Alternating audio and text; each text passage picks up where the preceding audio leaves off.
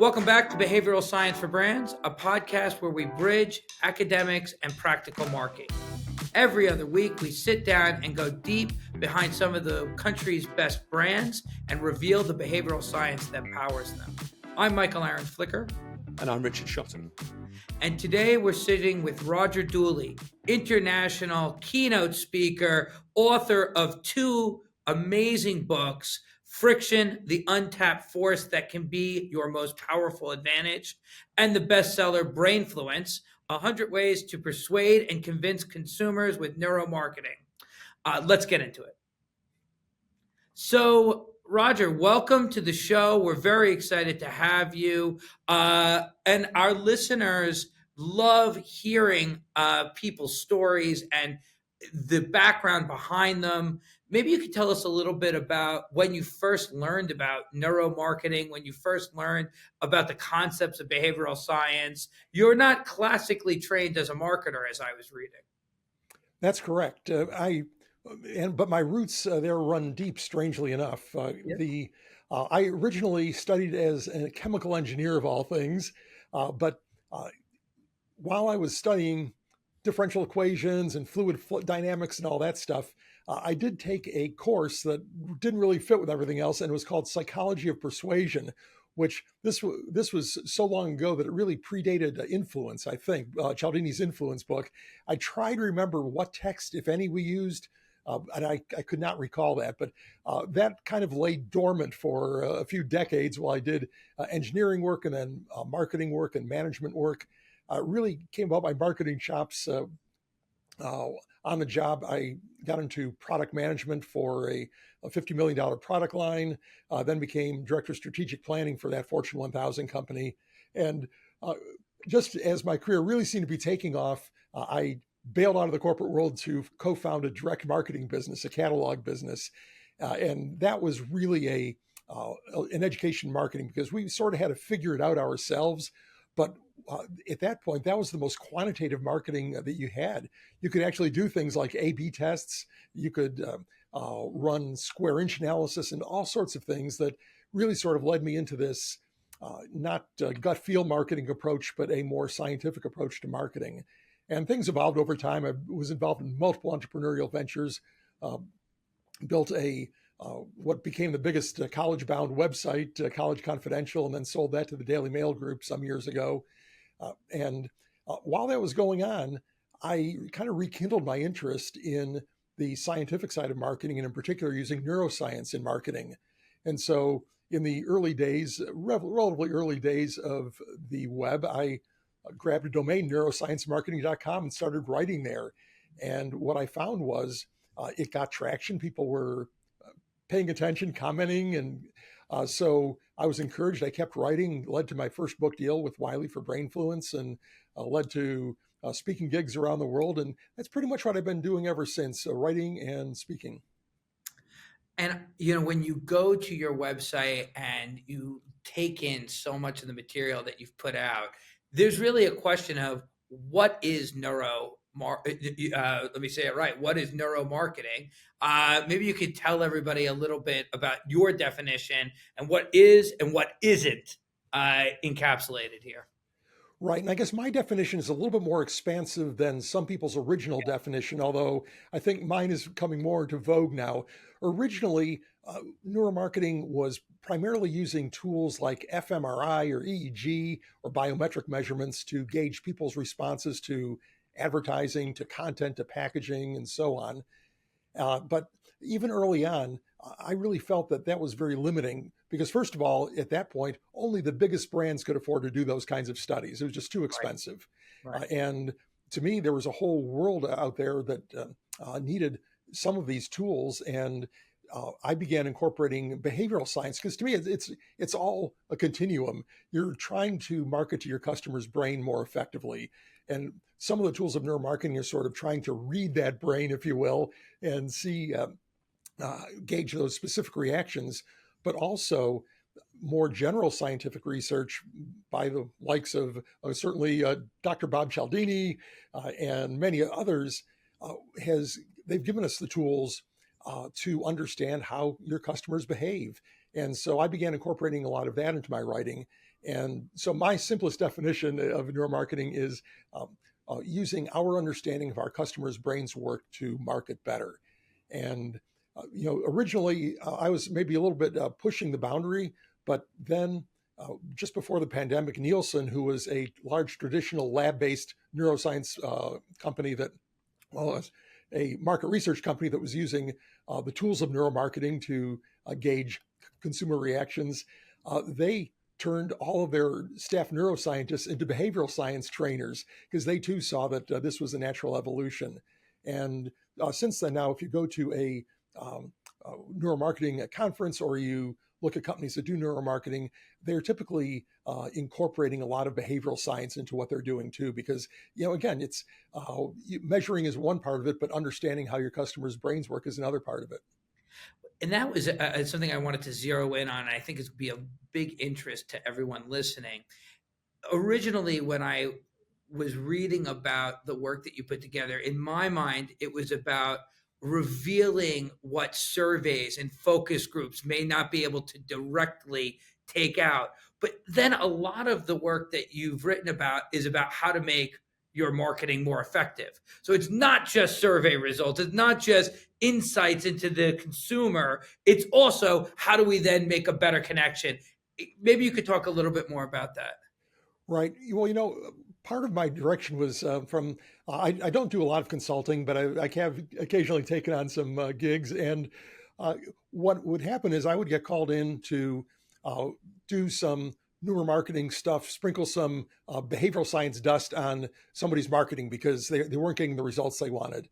And when I looked at what they were doing, it didn't really need even that behavioral science so much as some very practical insights as to, gee, people can't figure out what to click on this page. That's why you're not getting orders, not because it needs more behavioral science.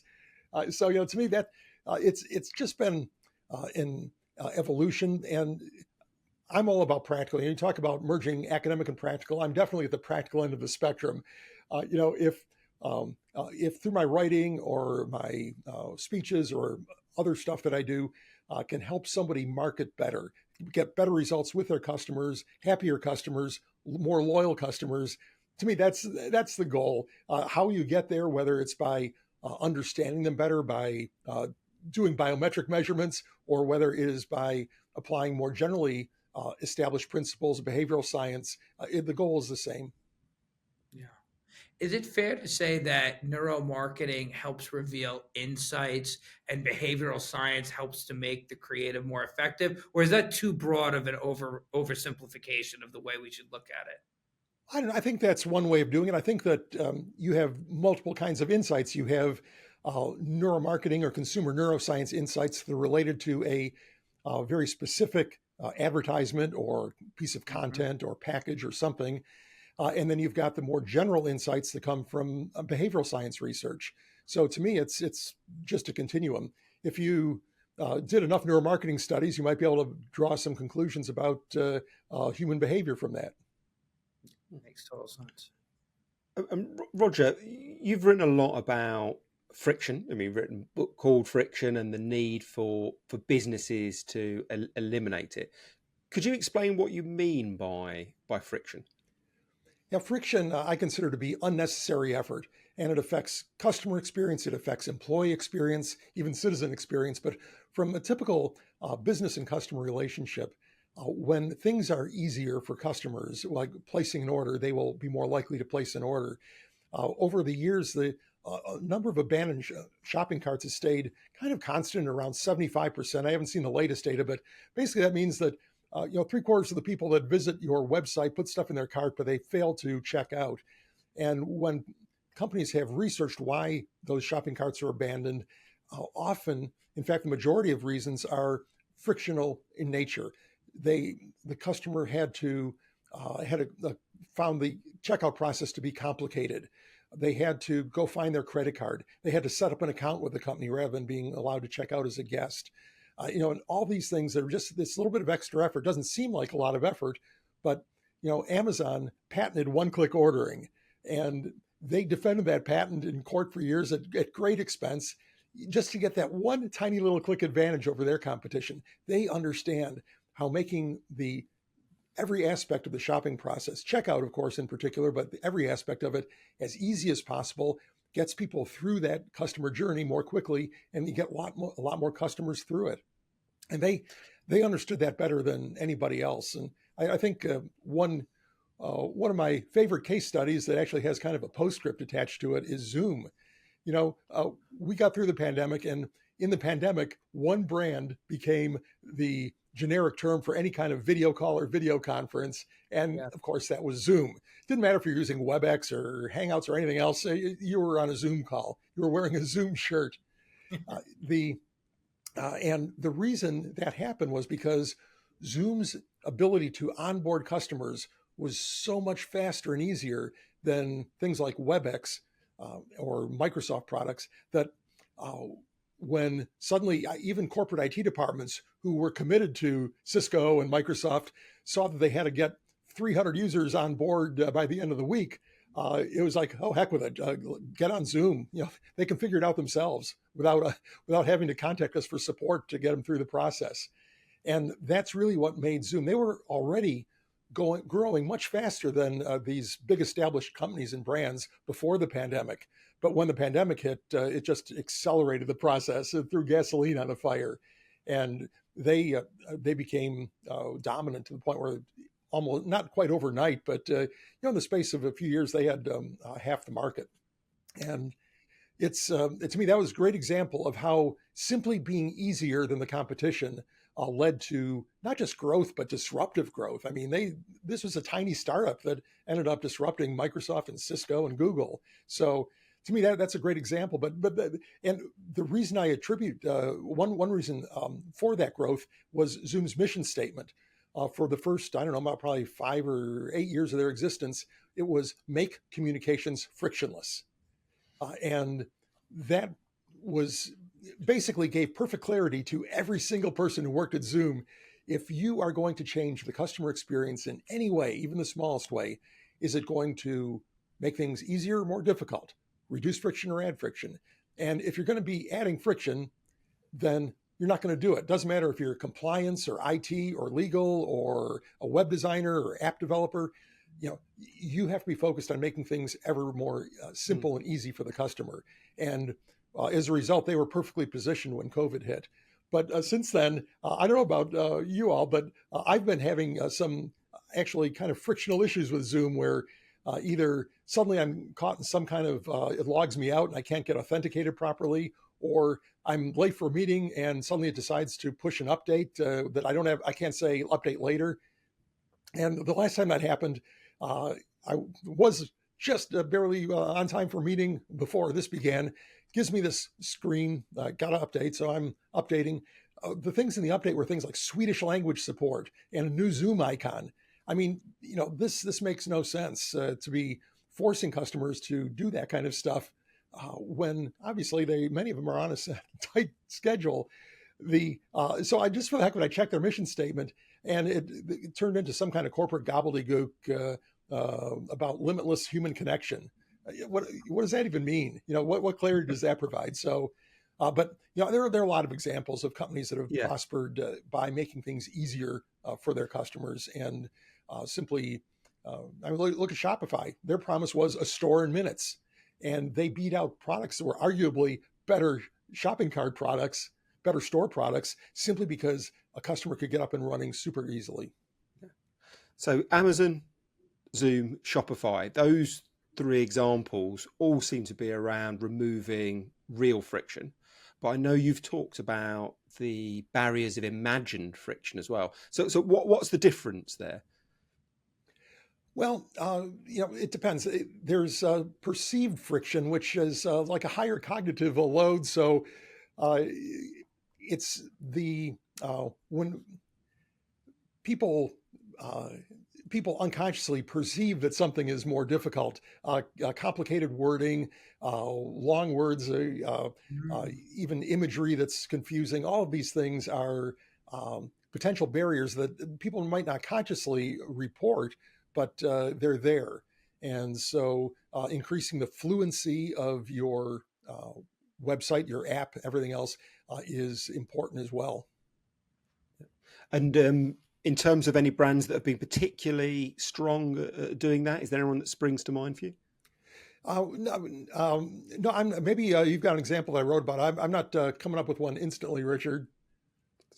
Yeah, the anyone that I always think about when you talk around simplicity of language, I think Berkshire Hathaway and Warren Buffett are amazing examples.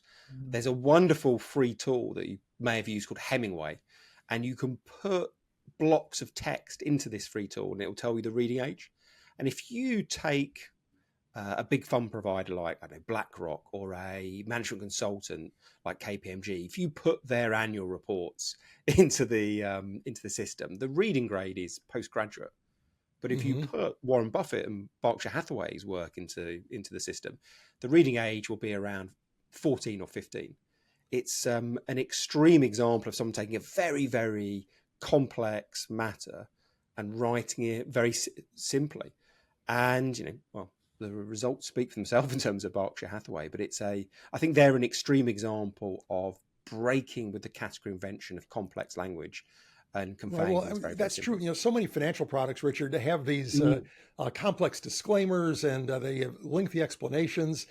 And, if you look at some of the fintech startups that have grown very quickly, they have figured out a way of complying with the law without shoving paragraphs and paragraphs of tiny text in the face of the customer. In fact, one of my favorite examples of the sort of cognitive load type friction is instructions for medicines, important where doctors will say, okay, you've got to take this at certain times and so on. They found that people were less likely to comply with these important medical instructions when they were printed in a hard to read font compared to an easier read font. Simply the font size, and of course language counts too. You point out the contrast between typical financial companies and Warren Buffett. That's the same thing applies. If you tell people what they're supposed to do and it's long and complicated and in small print, they're not going to do it. Yeah. So if you were advising a brand, how would you advise them to spot and then change some of these pieces of friction? Are there any tactics that you've found to be useful? Well, yeah, actually one is maybe a little counterintuitive. Before you look at you can look at your own stuff and with a critical eye and probably spot this if you view it through a friction lens or through friction goggles, which is the term I use. But the first thing that somebody can do is start keeping a friction log themselves when they encounter an effortful experience on someone else's website, in their mobile app, even in a retail environment. They're trying to get something done and they can't figure out what to do next, or it's not working the way they expect. Make a note of that. Just jot it down if you paper and Google Doc, whatever your preference is. Just make a note of that, because what you're doing when you start recording examples of friction in other people's experience, you're training your brain to see more friction. And when you look at your own experience, then you're more likely to spot these things, because I think often people underestimate something and say, well, it's only a few clicks, it's a few keystrokes, doesn't matter. If you look at the really successful companies like Amazon or Uber for that matter, they figured out how to do things with the fewest possible clicks, keystrokes, and everything else. They understand that every little tiny bit of effort is important, where so many people will underestimate that. And it's particularly difficult because sometimes, and I've talked to people in many companies around the world, and they say, yeah, we get it. That we know this process is bad, but management doesn't think that's important. It would take money to redesign that, and they don't want to spend that, or it's in the roadmap for 3 years from now. So there's a battle going on, and even sometimes when people can see it in the organization, they aren't able to fix it. Something else that of course you can do is ask your frontline people what customers complain about. I guarantee you the people who are taking the phone calls or text chats from customers, they know what is frustrating the customers, where they're trying to do something online on the website and they can't. And then, of course, you finally have to call into the support line because you can't do it on the website. And you get this recording suggesting you go to the website to do whatever it is you want to do, which is really, really annoying. But if you simply ask those people, or if you're big enough, you can do an analysis of all the text and transcripts of conversations and whatnot. But find out what people are complaining about, and you'll find those points of friction in your customer experience.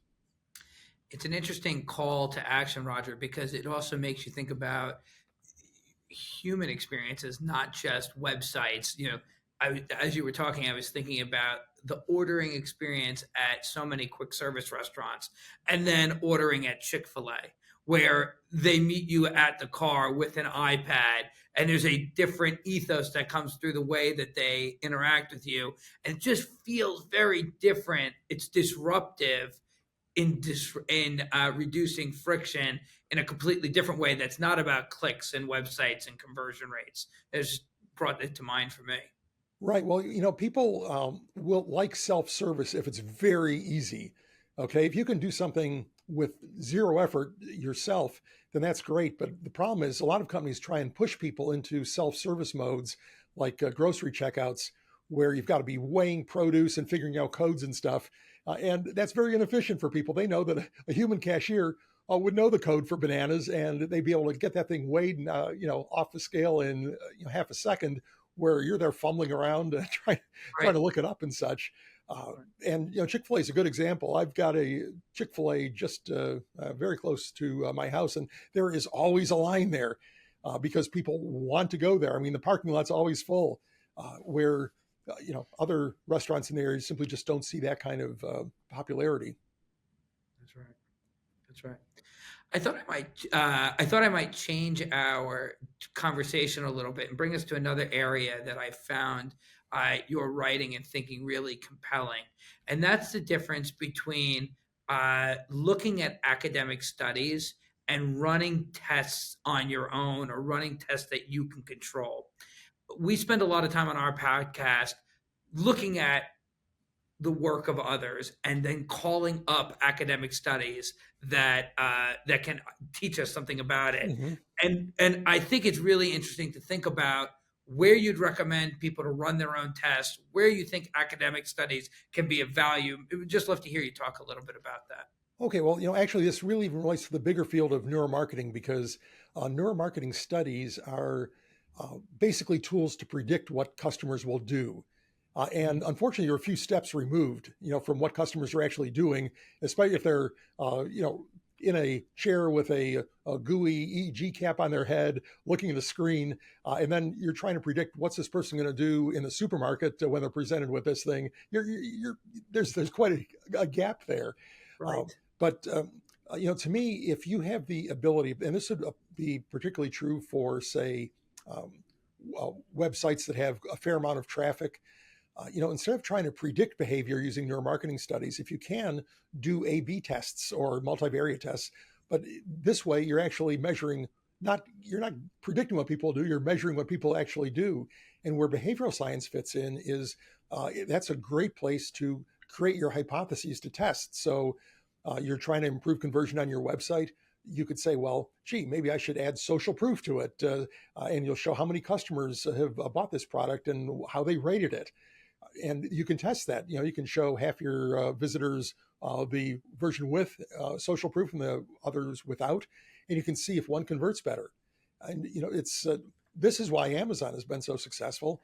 They are constantly doing tests on every little detail on their website. When was the last time Amazon redesigned their website? You think never, right?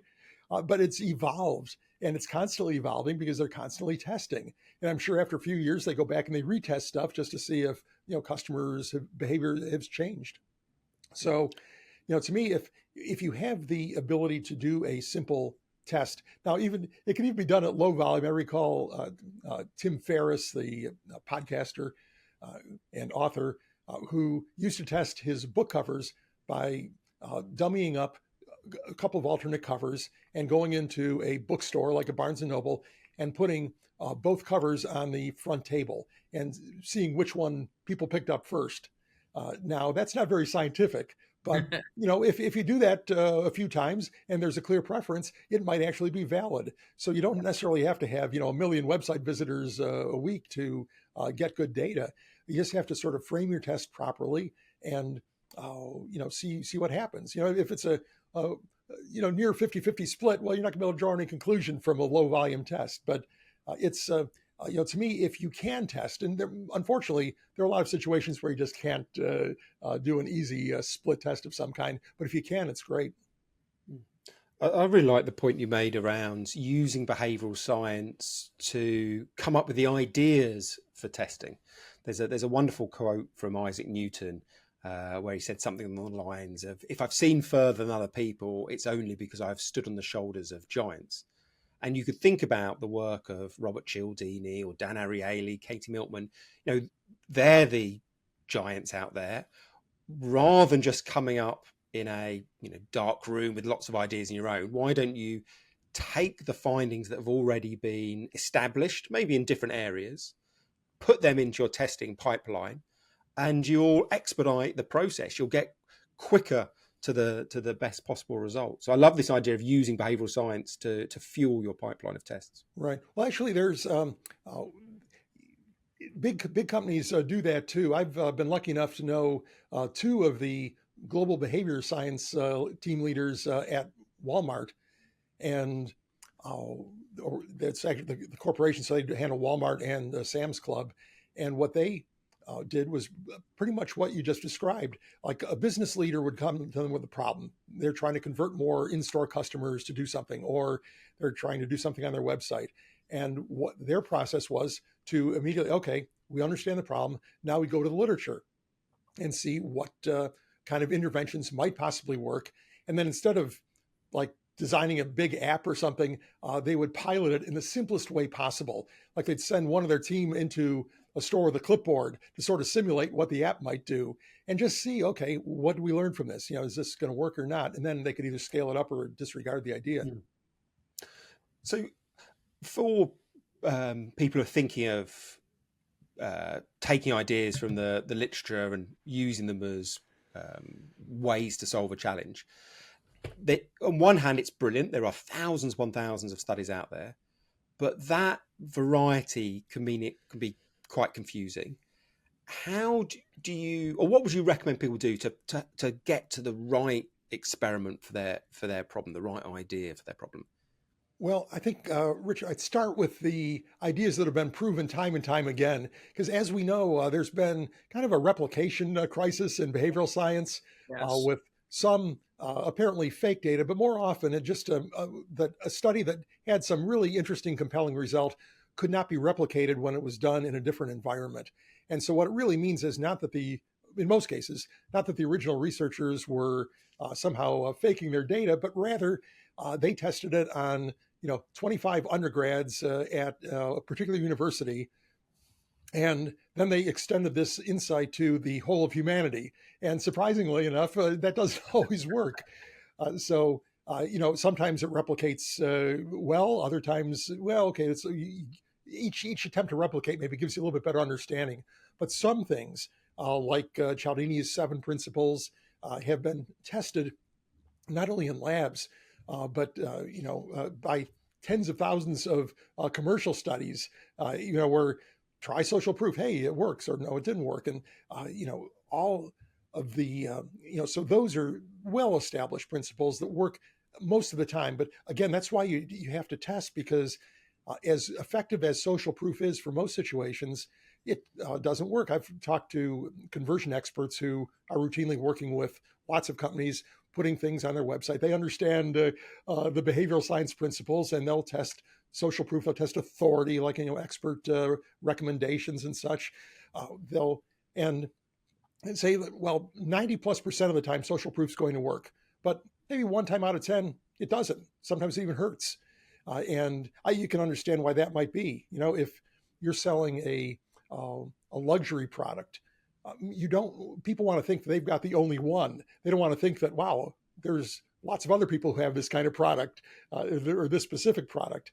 Then it's less exclusive. But regardless, it's still important to test, but you can use those establish things. I think probably some of the more common cognitive biases, like loss aversion, for example, these are things that have been established time and time again. You get to some of the more specific things like, hey, this particular experiment showed that a red sans serif font worked better for the price than a black serif font. Okay, maybe that's true, but you'd probably want to see if that replicated because it's just a little bit too specific, maybe. Mm. I think the other thing that was really exciting, Roger, about what you said before with your Walmart example is that big companies, small companies, everyone can get in the market and test. This is not something that you need massive budgets for. Lots of people that listen to our podcast are brand owners, company owners, and their marketing teams. And everybody wishes they had bigger budgets. But I mean, you shared a beautiful example. You can get into market and test something with a clipboard and just looking at what happens in the store. Right. Well, exactly. And I think, certainly, Fortune 50 companies can afford to have a behavioral science team on staff of, PhDs. But every company can pick up Cialdini's books, Kahneman's book, Richard's book, my book, and get that level of understanding. Now, is that the equivalent of a graduate degree in behavioral economics? Well, no, but you've certainly got some very accessible starting points. And I think that all of the books I mentioned are written in a way that you don't have to be a PhD to understand them. You can be a business person and marketer and immediately start drawing good conclusions. Fantastic. Well, I think that's been brilliant, Roger. So, if you had to give one piece of advice to marketers in terms of using behavioural science, what would that be? Well, I think use it for one. That's the key thing. You want to be familiar with the basic principles. I just enumerated a few of those. Read a book or two and accept the fact that this stuff works, because you will probably run into resistance where you propose something. If you're not the leader of your organization, you propose something and your boss or boss's boss says, nah, people don't think that way. I'm not influenced by that. So nobody else is. That kind of lack of knowledge is hard to fight. So it's a challenge, but nevertheless, get familiar with the principles and, then try them. And as soon as you start showing results, if you can show, hey, we employed this principle in this ad, and look, it converted 25% better than the ad that did not have that behavioral science principle in it, then you're building your own credibility and you'll get a license to do a lot more stuff and maybe more aggressive stuff. Fantastic. Brilliant. Well, thanks so much, Roger. We always ask our guests a closing question. A favorite thing that you're reading or watching, something that got you thinking. We're always looking for new inspiration. We're always looking for new ideas. This could be something academic, something in pop culture. What's got Roger Dooley hooked right now? Right now, I'm not sure. I guess I'll cite a book that I've just reread, and that is Trust Factor by Paul Zak. He's the oxytocin researcher, but he wrote a book about trust in businesses and the importance of trust. And to me, that really had a lot of great insights. The book is it's sold well, but it hasn't achieved massive traction, which I think is unfortunate, because many companies have the issues that are described there and could benefit from those insights. And I mean, other folks have written about trust too. There's a Stephen Covey Jr. I haven't written a book about trust, but I've included it in Friction, because trust is a friction reducer, especially inside an organization. When you trust your people, you don't need as many bureaucratic processes. You don't need as many forms or layers of approval. That speeds up the organization, and it also speeds up your customer service. Amazing. Amazing.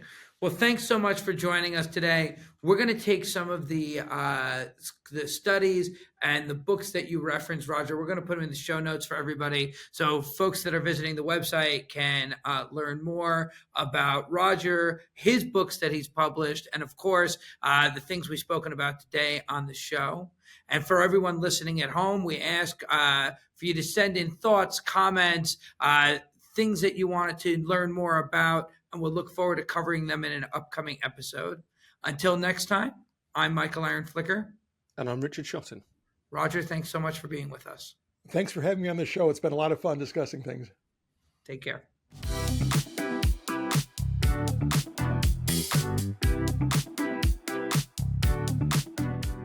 Behavioral Science for Brands is brought to you by Function Growth, Ad Age's 2023 Newcomer Agency of the Year. Your D2C business isn't broken, you're just doing it wrong. By fusing advanced technology and behavioral science, Function Growth solves the biggest problems faced by today's DTC brands. Visit us at www.functiongrowth.co to learn more.